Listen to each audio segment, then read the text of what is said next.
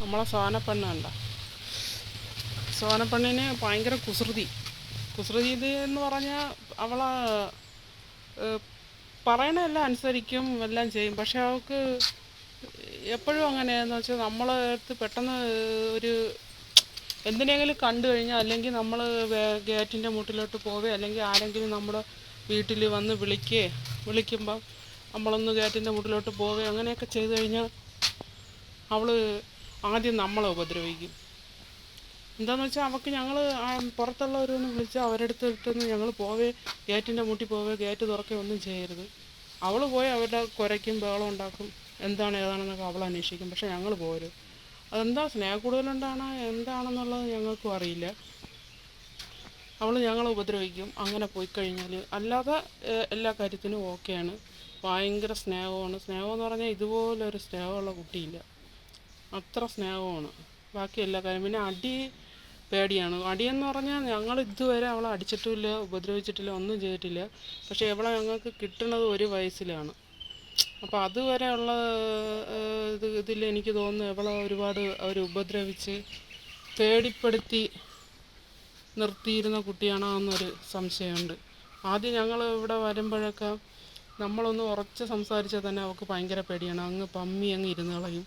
പിന്നെ നമ്മൾ ചിലപ്പോൾ ഇവൾ അന്നൊക്കെ ഇതുപോലെ ചെറുതായിട്ടൊന്ന് കമ്പൊക്കെ കയ്യിലെടുക്കുന്ന കണ്ടാലും ഭയങ്കര പേടിയാണ് അത്. പക്ഷേ അത് ഞങ്ങൾ ഉപദ്രവിച്ചിട്ടില്ല. ഇപ്പം അവളെ അടിക്കുകയോ ഉപദ്രവിക്കുകയോ വഴക്കുറയോ ഒന്നും ചെയ്തില്ല. എന്ത് കാണിച്ചാലും ഞങ്ങളതങ്ങ് കളയും. അത് കാരണമാണെന്ന് തോന്നുന്നു ഇപ്പം അവൾ പറഞ്ഞാൽ കേൾക്കുകയില്ല. പറഞ്ഞാൽ കേൾക്കുന്നില്ലെന്ന് പറഞ്ഞാൽ ഇതാണ്, ആരെങ്കിലും പുറത്തുള്ളവർ വന്ന് ഞങ്ങളെ ഗേറ്റിൽ വന്ന് വിളിക്കുക എന്തെങ്കിലും ചെയ്താൽ ഞങ്ങൾക്ക് ഇറങ്ങിപ്പോയി എന്താണ് ഏതാണെന്ന് അവൾ നിൽക്കുന്ന സമയത്ത് ചോദിക്കാൻ പറ്റില്ല.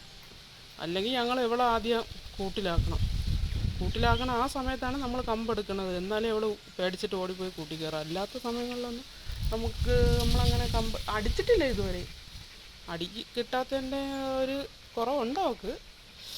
അവക്കെന്നല്ല, ഒരു കുട്ടികളെ നമ്മൾ ഇതുവരെ ഉപദ്രവിച്ചിട്ടില്ല. നമ്മൾ പേടിപ്പെടുത്തി അതായത് റോട്ടുണ്ടല്ലോ സോനയല്ല സോയ, അവൾ തന്നെ നമ്മളെ ഉപദ്രവിക്കുന്നത് അതുകൊണ്ടാണ്.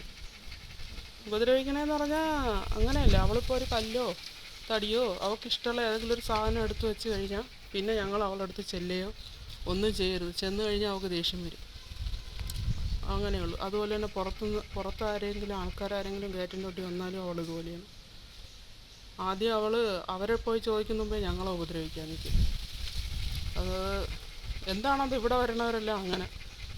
ഞങ്ങൾ ഗേറ്റിൻ്റെ മുട്ടി അവരുമായിട്ട് പോകരുതെന്നുള്ളൊരു ഇതുകൊണ്ടായിരിക്കാം. അവർ ചോദിക്കുകയും പറയുകയും ചെയ്യും. അമ്മയൊന്നും അങ്ങനെ പോവണ്ട എന്നുള്ളൊരു ഇതുകൊണ്ടായിരിക്കും അവർ അങ്ങനെ നിൽക്കണേന്ന് തോന്നുന്നു. അല്ല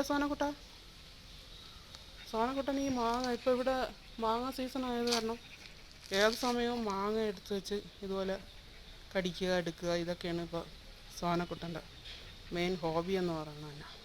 ഇപ്പോൾ ചൂടൊക്കെ ആയപ്പോൾ ഫുഡൊക്കെ കഴിക്കാനൊക്കെ ഇച്ചിരി മടിയുള്ള കൂട്ടത്തിലാണ്. കഴിക്കും, എന്നാലും അത് ചൂടുകൊണ്ടായിരിക്കാം, അല്ലെങ്കിൽ കുഴപ്പമൊന്നുമില്ല.